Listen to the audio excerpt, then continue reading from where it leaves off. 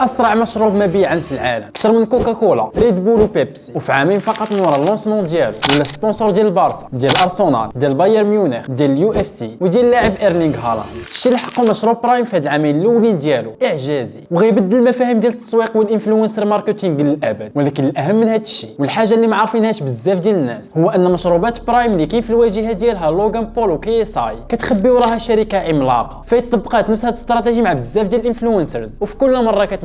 اليوم نكتشفوا القصه الكامله ورا برايم، كيفاش قدرت تكراكي السوق ديال المشروبات في العالم كامل، الحيل العبقريه اللي كتستعمل لهذا الشيء والشركه الخفيه اللي وراها. 16 القرعه ديال برايم كتباع في كل ثانيه في العالم كامل، واكثر من مليار قرعه تباعت في المجموع منذ اطلاق المشروب في شهر يناير من عام 2022. الشيء اللي خلاه اسرع مشروب مبيعا في التاريخ كامل. المشكل والسؤال الاكبر في هذا الشيء هو ان برايم حسب كاع المحللين ما فيها حتى حاجه مميزه، والمذاق ديالها غريب جدا. طباخ الشهير جوردن رامسي فاش ذاق برايم لاول مره على المباشر قال انك فاش كتشربها كتحس براسك بحال كتشرب شي ريحه. مشروب حلو بزاف وما فيه حتى مذاق مميز، ولكن الحاجه الاكثر تميزا في برايم ماشي هو البرودوي براسو، ولكن استراتيجي ماركتينغ العبقريه اللي كتسوق بها البرودوي. بمجرد ما كتحطوا القراعي ديال برايم في شي سوبر مارشي كيبدا الزحام والتخاطيف عليهم وكيساليو في دقائق. هذا الشيء دار ضجه كبيره في السوشيال ميديا لدرجه انه ولاو داك خياطور دو كونتوني مختصين في تيك توك كيمشيو يقلبوا على برايم فين كاينه ويشريوها، ولدرجه ان القراعي ديال برايم ولاو كيتباعوا ب5 وشي مرات 10 الاضعاف ديال الثمن الحقيقي ديالها في ايباي ولا الماركت بليس ديال فيسبوك. هاد الديسبونيبيليتي ليميتي ديال برايم اللي خلاها تزيد تغلى مع الوقت خلاها ايضا تولي وسيله ديال الفليكس والتباهي بين المراهقين في ميريكان، ومع الوقت في كاع الدول الاوروبيه الاخرى اللي دخلت ليها اي دري عنده شي قرعه ديال برايم. فهاد الشيء دليل على انه هو كول وفي شكل، حتى ان بعض الدراري ولاو كيمشيو يشريو القرعه ديال برايم خاويه وكيعمروها بالماء باش يبانوا على صحابهم. برايم بقياده لوغان بول وكي اس اي خلقت حرفيا ثقافه جديده ديال الماركتينغ في العالم كامل، وبينات ان اي شركه عاد باديه في شي سوق تقدر تنافس الشركات العملاقه اللي كاينه في ذاك السوق منذ عشرات السنين، غير الا عرفت تستغل مزيان لي ريزو سوسيو وتفهم العقليه ديال الشباب دابا كيفاش كيفكروا. باش نفهموا ونديكورتيكيو كيفاش برايم قدرت توصل لهذا الشيء كامل خاصنا نرجعوا بالضبط لنهار 18 مارس 2018 من وراء اشهر ديال الكلاشات والمعيور في السوشيال ميديا بين جوج من اكبر الانفلونسرز في العالم كامل اللي هما لوغان بول وكي اس اي. قرروا انهم يخرجوا من لي ريزو سوسيو ويديروا ماتش ديال البوكس حقيقي يتضاربوا فيه بيناتهم وكل شيء يكون حاضر فيه، واللي خسر فيهم يسد فمه وما يبقاش يدوي على الاخر. هذا الفايت دارت بوم في ميريكان وفي العالم كامل لانه اول مره كلاش بين جوج ديال لي انفلونسور في لي ريزو سوسيو يتحول فعلا لمضاربه حقيقيه. بالتالي كلشي كان باغي يحضر الماتش ويعرف شكون فيهم اللي غيربح، وبالفعل من وراء 6 شهور ديال التيزين لهاد المضاربه الماتش ديال البوكس بين لوغان بول وكي اس اي تلعب في نهار 25 غشت 2018 وسالب التعادل بيناتهم. وطبعا انت راك تما وغتكون فاهم القالب، هاد الماتش ربح فيه لوغان بول وكي اس اي ما يقارب 1.3 مليون دولار، وفي الغالب كان متعمد انهم يتعادلوا باش يانونسيو ماتش ثاني ديال البوكس بيناتهم يحسموا فيه شكون اللي غادي يربح. وفعلا الماتش الثاني دار في نهار 9 نوفمبر 2019 ودار ضجه اعلاميه اكبر من الاول وجاب لهم مداخيل فقط 2 مليون دولار. غالبا من وراء هذا الماتش هي فين قسوا لي زانفلونسور بجوج وشافوا البوتونسيال الكبير ديال الضجه اللي قدروا يخلقوها، وقرروا انهم ما يبقاوش معتمدين غير على الماتشات بيناتهم باش يربحوا فلوس من هذه الضجه ويديروا واحد الحاجه مختلفه تماما وفي غايه العبقريه. هذا الشيء علاش من وراء اكثر من عامين ديال التخطيط اللي بقاو فيها الكلاشات بين لوغان بول وكي اس اي مستمرين باش يحافظوا على الضجه اللي قدروا يخلقوها. لوغان بول جا في نهار 29 ديسمبر 2021 ولح بوست فيه تصويرته هو وكي اس اي ومكتوب عليه ذا فاينل تشابتر الجزء الاخير. طبعا اي واحد عادي شاف هذا البوست غير اعتقد ان لوغان بول وكي اس اي قرروا انهم يلعبوا ماتش جديد ويزيدوا يضربوا شي مليون او 2 مليون دولار لكل واحد فيهم، ولكن في الحقيقه الفكره اللي كانت عندهم كانت اكبر مئات المرات من هذه. فاش طلع البوست ديال لوغان بول جاب اكثر من 800 الف لايك وكلشي بقى كيتسنى اللايف اللي غيعلم فيه على شنو كيقصد بديك الجزء الاخير. وفي نهار 4 يناير 2022 لوغان بول دار اللايف ديالو، ولكن بشكل مفاجئ كان معاه كي اس اي حتى هو في اللايف وعنده ان الصراع بيناتهم سالا وانهم قرروا يتحولوا من اعداء لشركاء في البيزنس. وهنا فين علنوا رسميا على اطلاق الماركه ديالهم ديال المشروبات برايم درينك. في الماركتينغ كاينه واحد القاعده كتقول باد ماركتينغ از ستيل ماركتينغ. فاش كدير شي بوز والناس كدوي عليك خايب راه هذا بحد ذاته تسويق للمنتوج ديالك، وهذا الشيء اللي وقع مع برايم درينك. كلشي كان كيقول ان لوغان بول وكي اس اي استغلوا المتابعين ديالو وانهم كيديروا هذا الشيء كامل على قبل الفلوس، ولكن هذا الشيء ما منعش بان العالم كامل ولا باغي يعرف شنو هي هاد برايم وباغي يذوقها ويشوف لافه ديالها. وفي وسط هاد البوز والضجه الكبيره اللي دارتها برايم في السوشيال ميديا لوغان بول وكي اس اي زادوا طلعوا النيفو وطبقوا اذكى واصعب استراتيجي ماركتينغ على الاطلاق سكيرسيتي ماركتينغ. سكارسيتي ماركتينغ هي فاش كتحاول تقلل الكميات اللي كتخرجها من المنتوج ديالك باش كلشي يولي كيقلب عليه، واللي عنده يولي كيتباهى به قدام صحابو والناس الاخرين بانه عنده. ولكن المشكل هو ان هاد سكارسيتي ماركتينغ كيستعملوها في الغالب لي مارك دو لوكس باش يحافظوا على المكانه ولا فالور ديال لا مارك ديالهم. ولكن بول وكياساي قرروا بطريقه عبقريه انهم يطبقوا السكارسيتي ماركتينغ في البرودوي ديالهم رغم انه موجه للعموم. برايم درينك بدات في ميريكان طبعا، ولكن الضجه اللي دارتها وصلت لكاع الدول ديال العالم، خصوصا لي بيز انغلوفون اللي كيدويو بلونجلي. هادشي علاش اول توسع ديال برايم خارج ميريكان كان في بريطانيا. غا هو هنا في بلاصه ما برايم صيفطوا كميات كبيره ديال المشروب ديالهم لكاع لي سوبر مارشي في بريطانيا، الشركه قررت انها تصيفط المشروب ديالها لماركات محدوده وبكميات قليله. وهنا فين الضجه اللي كانت خلقها برايم ضاعفات 10 المرات. بمجرد ما ولا كتحط شي مشروب ديال برايم في شي سوبر مارشي كيبدا تخاطف عليه حتى كيسال، وهكا الناس ولات باغا تشري برايم ولكن ما عارفاش فين تلقاه. وهذا الشيء كان عنده افي كبير على المراهقين خصوصا. جريده الجارديان البريطانيه نشرت تقرير مفصل على كيفاش ان برايم ولات ظاهره وسط المراهقين وكيفاش ولاو مهووسين به بطريقه مسطحه. بعض المدارس في بريطانيا منعت بشكل كلي شي تلميذ يدخل معاه برايم المدرسه، حيت ولاو الدراري كيشريوه باضعاف الثمن ديالو غير باش يبانوا به على صحابهم. وطبعا مره اخرى هذا الجدل الكبير اللي خلقوا برايم بقى كيزيد اكثر فاكثر في الشعبيه ديالو، وعدد اكبر ديال الناس نهار على نهار ولاو باغيين يشريو ويجربوا هذا برايم اللي كلشي كيدوي عليه. فاش كتجي تشوف هذا الشيء كتلقى ان برايم حققت نجاح باهر بكاع المعايير وفي مده قياسيه، والفضل الاكبر كيرجع للوجهين الاشهاريين ديالها لوغان بول وكياساي. ولكن في الحقيقه برايم اكبر بكثير من انها تكون مرتبطه غير بلوغان بول وكياساي بوحديتهم. برايم كتخبي وراها امبراطوريه كبيره وهي غير جزء منها. الا شديتي العنوان ديال المصنع اللي كاين في القرعه ديال برايم وقلبتي على الشركه المالكه ديال المصانع ديالو غتلقى واحد الشركه سميتها كونغو براندز ديال شابين امريكيين سميتهم ماكس كليمنز وتري شتايغر. هاد الجوج هما المالكين الحقيقيين ديال برايم. الا مشيتي بعيد شي شويه ودخلتي للموقع ديال كونغو براندز غتفهم ان الشركه هي اللي جاتها الفكره الاصليه ديال برايم درينك، وهي اللي قررت انها تجيب لوغان بول وكياساي باش يمثلوا الشركه وهكا تستغل الضجه اللي خلقوها بالماتشات ديال البوكس بيناتهم. ولكن هاد الشيء ماشي هو المهم هو لاكتيفيتي ديال الشركه. كونغو براندز كتوصف راسها على انها مصنع كامل متكامل ديال تطوير المنتوجات، اي انها كتخرج شي منتج وكتقاد ليه بشكل قبلي استراتيجي كامله ديال التسويق ديالو. برايم هو انجح منتوج ديال كونغو براندز، ولكن ماشي هو الوحيد او الاول. في عام 2018 كونغو براندز طبقات نفس هاد الاستراتيجي مع انفلونسوز وحده اخرى في مجال الفيتنس سميتها كيتي هيرن، واللي خرجت معها ماركه ديال البسكويات الصحيه والمشروبات الطاقيه سميتها انينيو. هيرن بحال لوغان بول وكياساي ولات هي الوجه الاعلامي ديال المنتوج لدرجه انه كلشي ولا كيعتقد انه ديالها. وفعلا هاد الخطه نجحت، والانينيو حققت مبيعات كتفوق 200 مليون دولار في عامها الاول. هاد الشيء في الوقت اللي الانفاق ديالها على التسويق في العام كامل ما فاش 9000 دولار. كونغو براندز بهاد الاستراتيجي ديالها خلقات ثوره تسويقيه وسط الشركات ديال العالم كامل. الشركات شحال هادي كانوا كيجيبوا دي انفلونسور وكيخلصوهم باش يدويو على المنتوجات ديالهم. كونغو براندز كدير العكس، كتجيب انفلونسور كتصاوب معاه الماركه من الاول، كتعطيه جزء منها وكيولي هو اللي كيسوق ليها براسو. ولكن كاين واحد المشكل صغير واجهته كونغو براندز مع كاع الماركات السابقه ديالها وحلته بطريقه جد ذكيه مع لوغان بول وكياساي في برايم درينك. الشهره ديال برايم فضل لي ريزو سوسيو والشعبيه ديال لوغان بول وكياساي خلاتها تشهر بشكل اساسي وسط المراهقين والشباب. ومن غير ان هذا المارشي صغير مثلا مع المارشي اللي كتستهدفوا كوكا كولا ولا بيبسي، فايضا هذا المارشي براسو يقدر يمشي ليها في اي لحظه لا نقصات الضجه ولا الهايب اللي قدرت ديرها في الاول. وهنا فين قررت شركه برايم انها تختار بوزيسيونمون فريد من نوعه. كاملين كنعقلوا على كريستيانو رونالدو فاش حيد القراعه ديال كوكا كولا في المؤتمر الصحفي ديال اليورو والتاثير الكبير اللي كان عنده على الاسهم ديال شركه كوكا كولا. هذا الشيء بكل بساطه لان كوكا كولا ولا غيرها من شركات المشروبات معروفه بالضرر الصحي ديال المنتوجات ديالها على الانسان، وبالتالي اول حاجه كيديرها اي واحد باغي يبدا ياكل نقي ويتهلا شي شويه في صحته هي انه كيقاطع هاد الشركات. برايم سوقت راسها بطريقه معاكسه. برايم انفستت ملايين الدولارات باش تسبونسوريزي اكبر الفرق ديال الرياضه في العالم كامل. في الكره مثلا برايم قدرت تسبونسوريزي البارسا، ارسنال، بايرن ميونخ واللاعب ايرلينغ هالاند اللي ولا السفير ديال الماركه. هذا الشيء لان برايم درينك باغا تبين راسها على انها مشروب صحي ما كيضرش الجسم، وبالتالي تقدر توصل للنوعيه ديال الكليان عما قدرت الشركات الاخرى ديال المشروبات توصل لهم.